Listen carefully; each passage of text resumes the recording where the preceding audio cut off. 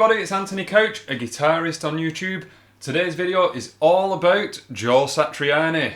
You don't even have to be into shred guitar to know that name. He is an household name. People know him the world over just because of his amazing music. Because that's what he does. He creates music that appeals to a mass audience, but then for shred fans like us, there's enough content in there and enough cool innovations in there to keep us interested as well. And today we're going to have a look at one lick that is in one of his songs, one of his most famous songs, Always With Me, Always With You. I'm sure you've heard it. So in this video I'm just going to analyse one guitar lick that appears in this song, just one. It's about 7 seconds worth of music, but for me it just laid a blueprint of what shred should be used for. But before we get on to this lick, I want to know in the comments down there, what's your favourite Joe track? What's your favourite Joe Satriani song? For me, it's probably Ice 9 from the same album as this, Surfing with the Alien. I do like loads of his stuff. It's a tough choice. Just off the top of my head, though, now I'd say Ice 9. What's your favourite? So the lick then, Joe Satriani in this song comes out with this thing.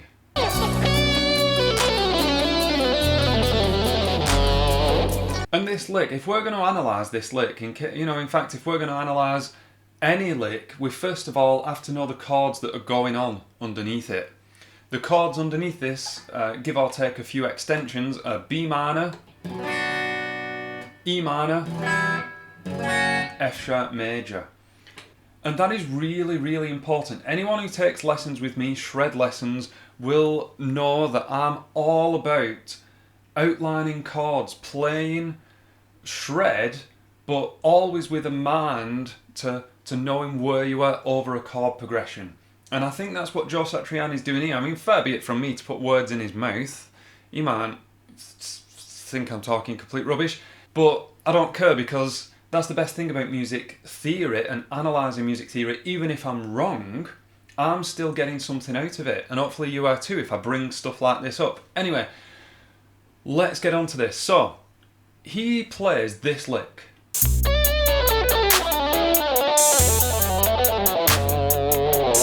There's a lot going on there. It's a super fast, legato, slippery thing that is really cool to hear and sounds good. You look good when you play it. Everyone's happy. It's shred guitar. We've all got our fluorescent Ibanezes. But let's go in a little bit deeper. Because he plays this thing. No, he doesn't. He plays this thing. Which, let's forget that it's a bend, and it's a D. Now, what were the chord progression? What was that first chord that I said earlier? It was B minor. What are the notes of B minor? Well, B, D, F sharp. So when he plays this thing, he's actually playing the minor third, the third note of that chord, of B minor. Then some shred nonsense, and I said that, with love, but come on, that's just shreddy nonsense, fun stuff. Where does he end?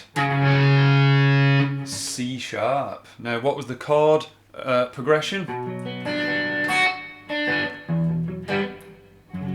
F sharp major. What are the notes of F sharp major? F sharp, A sharp, C sharp. That is the basics of this entire video, what I'm getting at, where I'm coming from.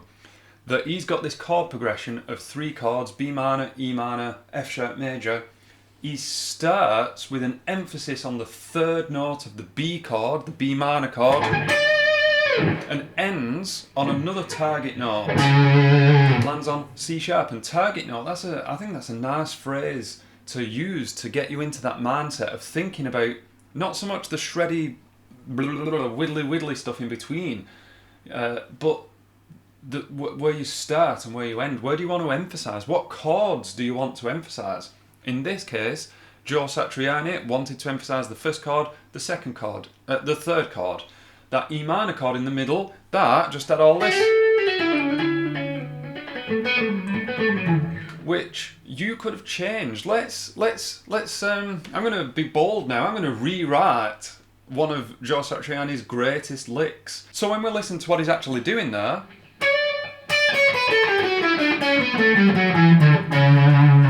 He's descending really down the scale. Yeah, he's putting in some twiddly bits and some cool legato bits, but essentially he's just going down a scale.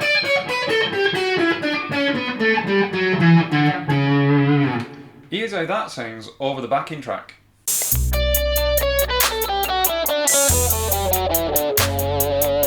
You can already hear that starting and ending on the note is enough. That's enough to have a good start and a good finish. So anything goes in the middle. This is another example of me just making it up. I just played some legato rubbish in between.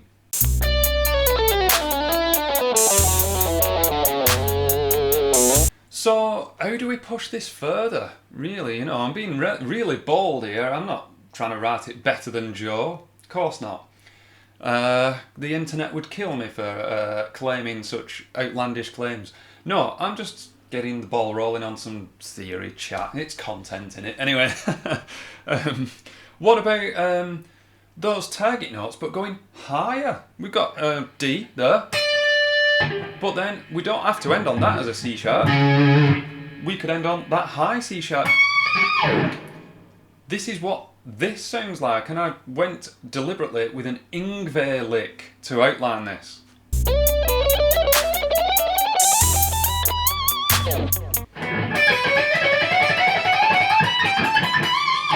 That kind of stuff. You've still got the target note from there to there, and any shred lick that you've got under your fingers that you really love to play, that you bring out the bag when you want to impress people, you chuck that in between your target notes.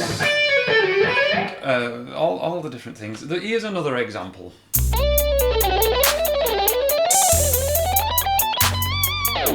Three note per string stuff.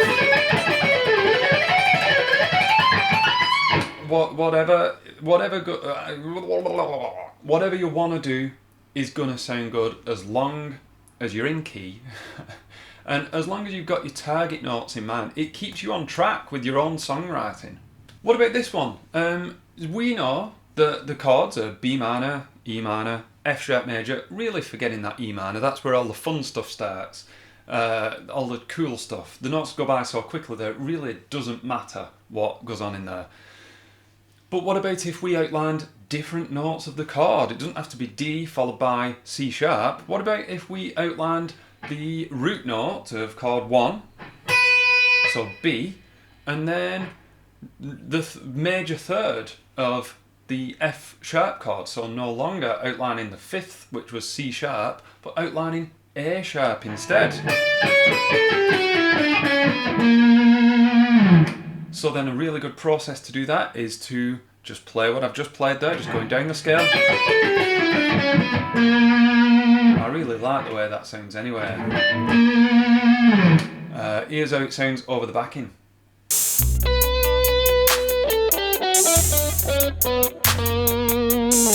And then just play around, you've got your target notes.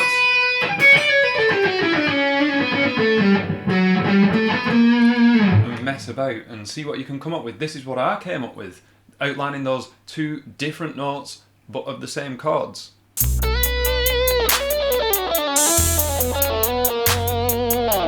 The possibilities are endless. That's why music is interesting. That's why I'll never get bored of music theory, because you can use it to think of different ways of playing the same thing, different avenues. And you can even give a go of rewriting some of your favourite licks. Be bold, do it. Take on your heroes. I bet you can do it.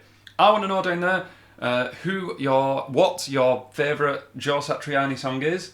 And I'm just going to play some widdly legato stuff in the key of B minor while the things pop up at the side. If you haven't already, please subscribe. That's the best thing you could do for a YouTuber. It really does help us out.